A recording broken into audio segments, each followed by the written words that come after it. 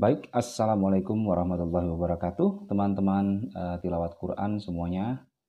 Kita akan mulai lagi melanjutkan pelajaran Al-Quran kita, yaitu mempelajari tentang huruf atau hukum bacaan ikhfa ya. Jadi di sini saya sudah siapkan buku tajwid, satu buku tajwid karya Ustadz Acep Lim Abdurrahim ya, Pedoman Ilmu Tajwid, buku lengkap. Kita kali ini akan membahas tentang ikhfa. Jadi di sini ikhfa menurut bahasa adalah as-satru. As-satru artinya samar atau tertutup, sedangkan menurut istilah ikhfa adalah artinya mengucapkan huruf dengan sifat antara izhar dan idgham. Jadi antara izhar itu jelas dan idgham itu dengung. Jadi dia ikhfa ini artinya di tengah-tengah antara izhar dan juga idgham. Nah, jadi mudah-mudahan teman-teman bisa paham. Kita akan langsung ke pembahasannya. Kita bahas satu persatu ikhfa. Jadi di sini menurut buku tajwid di sini ya, ikhfa itu terbagi menjadi 3. Yang pertama adalah ikhfa ab'ad, artinya jauh ya. Berasal dari kata ba'ad. Itu terjadi apabila dia bertemu huruf kaf dan qaf. Kemudian ikhfa ausat ya, pertengahan. Pertengahan berasal dari kata wasato ya. Apabila nun mati bersukun menghadapi salah satu huruf yang di bawah ini. Maka nanti kita akan bahas satu persatu ya. Baik teman-teman, mari kita akan bahas satu persatu dari huruf ikhfa. Jadi ikhfa itu ya terbagi menjadi 3. Tadi dituliskan di situ bahwa ikhfa itu adalah yang pertama adalah ikhfa ab'ad. Ab'ad ya. Artinya jauh. Nah, kalau ikhfa ab'ad ini dia ketika nun mati atau tanwin ini bertemu dengan huruf qaf atau kaf ya. Jadi kedua nun mati atau tanwin atau nun bersukun bertemu dengan huruf qaf atau bertemu dengan huruf kaf, maka dia hukum bacanya adalah hukum bacaan ikhfa, yaitu ikhfa ab'ad. Cara bacanya bagaimana? Cara bacanya dia identiknya dengan suara NG ya. NG atau kita biasa bilang dengan eng ya, eng. Contoh, saya contohkan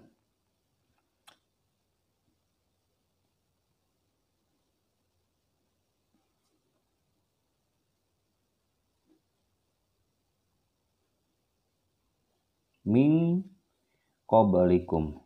Jadi kalau kita secara bacaan secara biasa itu bacanya min qablikum. Tetapi kalau dia sudah bertemu nun mati dengan qaf di sini, ini nun mati bertemu dengan qaf, maka dia suaranya berubah bukan lagi min qablikum seperti ini.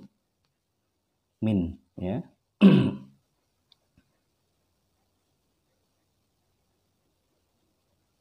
Tetapi dia berubah menjadi ming ya. Min qablikum. Jadi teman-teman harus ingat ketika dia nun mati atau tanwin menghadapi huruf qaf atau kaf. Saya contohkan dengan huruf kaf. Famangkana misalkan.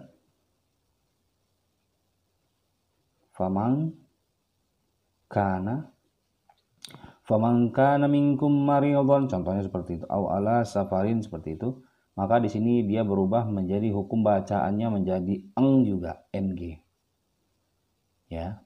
Seperti itu. Jadi ikhfa ab'ad hurufnya ada 2, yang pertama adalah qaf dan yang kedua adalah huruf kaf. Dan cara bacanya keduanya ini antara huruf qaf dan huruf kaf itu cara bacanya sama, yaitu dengan mengeluarkan suara eng ya. Ming ya, contoh ming seperti itu. Min qablikum ya, seperti itu. Jadi antara huruf nun mati dengan qaf tidak lagi dibaca min tetapi berubah menjadi min qablikum. Baik, kita masuk ke ikhfa ausat ya. ikhfa ausat. Ikhfa ausat artinya adalah pertengahan.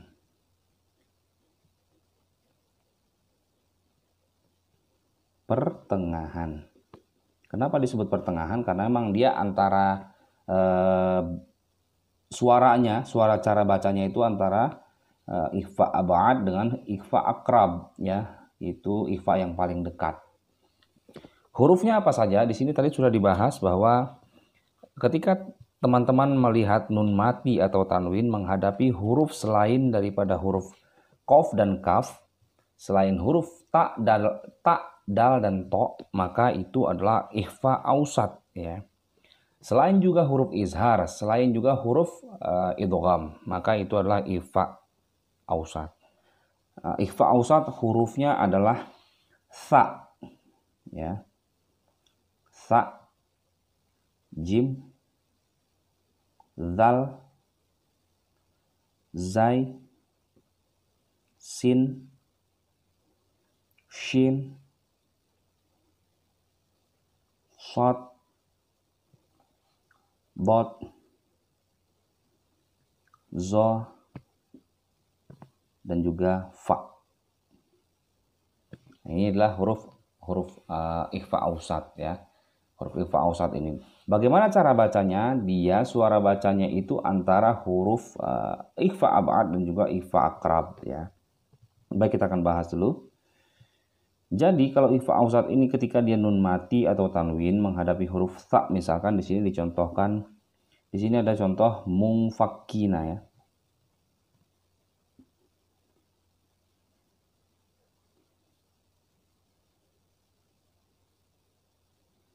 Munfakkina. Ini nun mati, ya. Nun yang bersukun. Di sini ada huruf fa. Nah, ketika nun mati bertemu dengan huruf fa, maka dia suara tanda bacanya adalah seakan-akan seperti ny. Kalau ikhfa ab'ad tadi seperti ang, kalau ini seperti ny. Bagaimana cara bacanya? Mu, jadi ngambang, ya. Mu. Jadi suara mung tidak, suara mun tidak, tetapi dia ngambang. Mu, ya. Mufakkina hatta, seperti itu. Contoh yang lain, la faulun fas, ya. Contoh yang lain, la faulun. Ini tanwin, fas.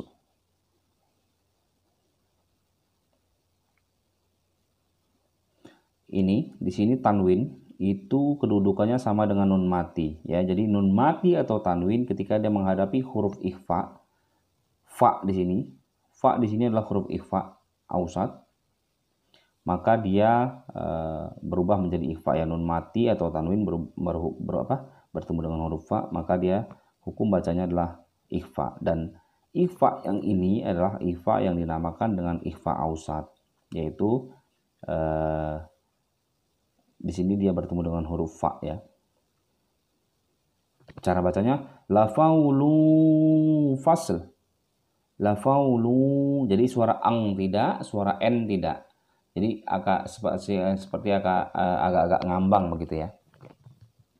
Nah, inilah contoh ikhfa ausat, ikhfa ab'ad. Jadi nanti kalau teman-teman mendapati nun mati seperti ini atau tanwin bertemu huruf fa, misalkan yang ini, maka dia suaranya seperti yang saya sudah jelaskan. Suara ang tidak, suara n biasa juga tidak. Jadi tidak munfakkina, mufakkina hatta, seperti itu. La faulu fasl. Nah, kalau ini jelas min qablikum, faman kana. Ya, jadi ada penekanan dikit ketika membaca. Jadi jangan famangkana, jadi seakan-akan kayak yang penting sudah eng aja, tidak. Tapi dia agak ditahan, agak didengungkan. Jadi dia diantara hampir mendekati suara idgham. Jadi seperti yang dijelaskan di sini tadi juga, ikhfa adalah memadukan antara suara nun bersukun atau tanwin dengan suara huruf ikhfa ya. Ikhfa terdengar samar antara izhar dan idgham antara nun bersukun atau tanwin. Jadi cara bacanya itu agak ditahan, agak didengungkan. Jadi tidak seperti ini, mufakkina, tapi agak ditahan sedikit saja. Mufakkina, atau dua ketukan lah ya tahannya. Mufakkina, seperti itu.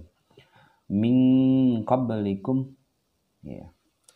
Itu dia pembahasan tentang ikhfa ab'ad dan juga ikhfa awsat, dan kali ini kita masuki ikhfa yang berikutnya adalah ikhfa akrab atau ikhfa yang paling dekat ya.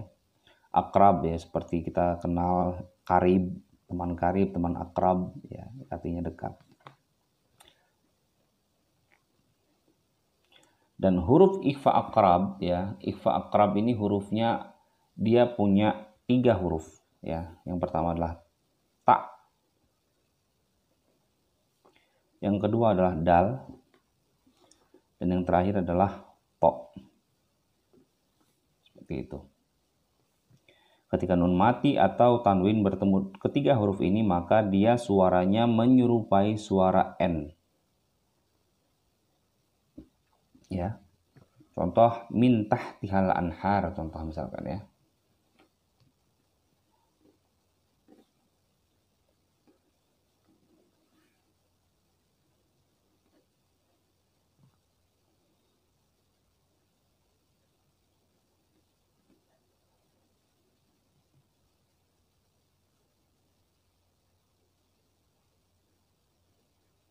Min tahti, sorry.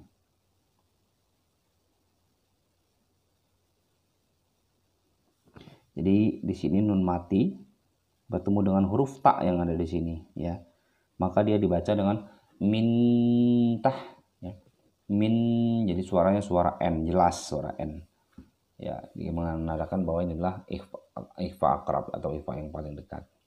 Contoh yang lain, dal misalkan min dunillah,